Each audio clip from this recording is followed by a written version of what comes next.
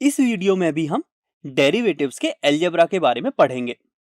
अभी तक आप ये सीख चुके हो कि यदि हमें दो फंक्शंस एडिशन या सब्ट्रैक्शन की फॉर्म में गिवन हो तो हम उनका डेरिवेटिव कैसे फाइंड करते हैं। अब इस वीडियो में हम ये देखेंगे कि यदि हमें दो फंक्शंस मल्टीप्लिकेशन की फॉर्म में गिवन हो तो हम उनका डेरिवेटिव कैसे फाइंड करेंगे।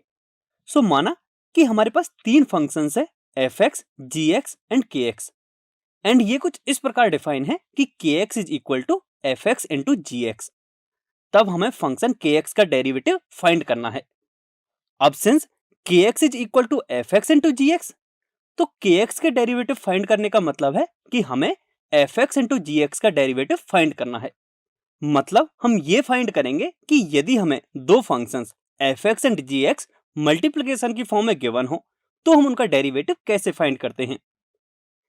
यदि हम फर्स्ट प्रिंसिपल ऑफ डेरिवेटिव को रिकॉल करें तो फंक्शन के एक्स के लिए उसका फॉर्मूला ये हो जाएगा। अब इसके लिए हमें के ऑफ एक्स प्लस एच की वैल्यू चाहिए, तो के ऑफ एक्स प्लस एच को हम लिख सकते हैं F of X plus H into G of X plus H.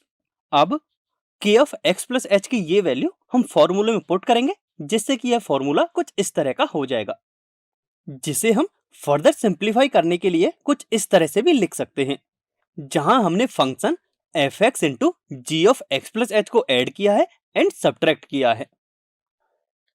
अब इससे फायदा क्या हुआ? इससे ये फायदा हुआ कि यदि हम इन दोनों टर्म में देखें तो इसमें से हमें G of X plus H common मिल जाएगा, एंड यदि हम इन दोनों में देखें तो इसमें से हमें एफ ऑफ एक्स कॉमन मिल जाएगा।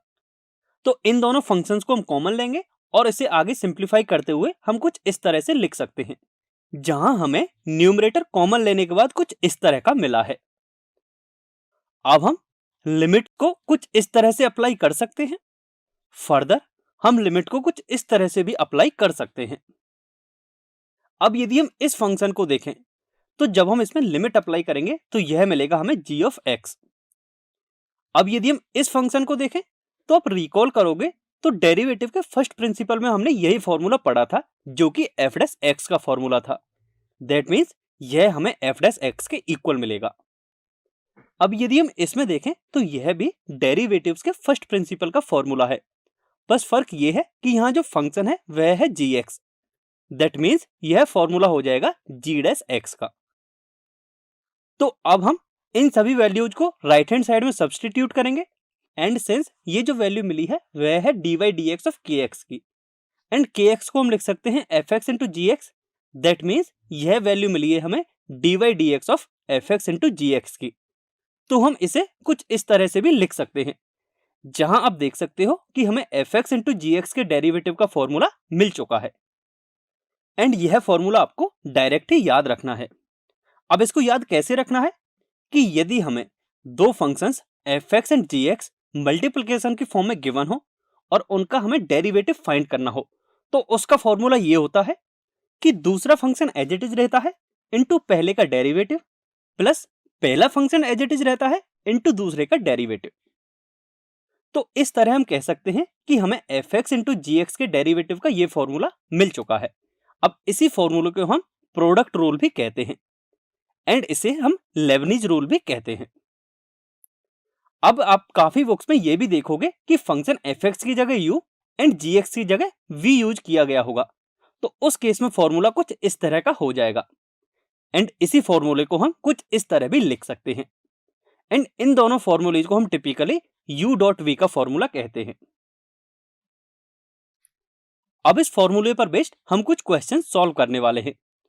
उससे पहले आप ये ऑलरेडी पढ़ चुके हैं कि फंक्शन साइन एक्स का डेरिवेटिव कॉस एक्स होता है एंड कॉस एक्स का डेरिवेटिव माइनस साइन एक्स होता है। ये दोनों भी आपको डायरेक्ट ही याद रखने हैं, क्योंकि इन दोनों को आगे हम जो भी क्वेश्चन सॉल्व करेंगे उनमें डायरेक्ट ही यूज करने वाले हैं। तो चलिए अब हम एक एग्जाम्पल सॉल्व करते हैं, जिसमें हमें x cube into sine x का डेरिवेटिव फाइंड करना है। तो अब आप यहाँ क्लियरली देख सकते हैं कि यहाँ दो फंक्शंस हैं, पहला है एक्स क्यूब एंड दूसरा है साइन एक्स, एंड दोनों ही मल्टीप्लिकेशन की फॉर्म में है और हमें उनके रिजल्टेंट का डेरिवेटिव फाइंड करना है। अब हम इसका सॉल्यूशन डिस्कस करते हैं। अब यदि हम फॉर्मूले को देखें तो हमें एक फंक्शन को एफ एक्स एंड दूसरे फंक्शन को जी एक्स एज्यूम करना होगा।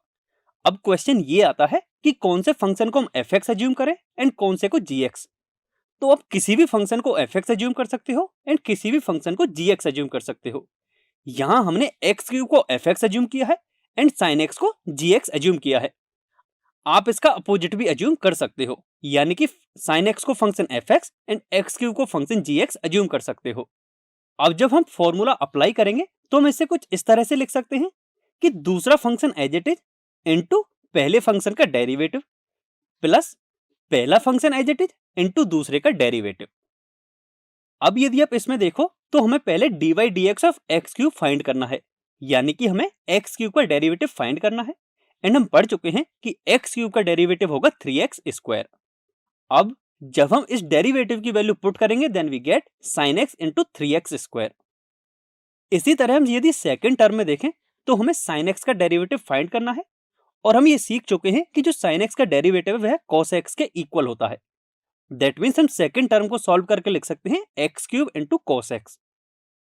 एंड अब हम इस पूरी टर्म को ही सिंप्लीफाई करके लिख सकते हैं 3x square sine x plus x cube into cos x.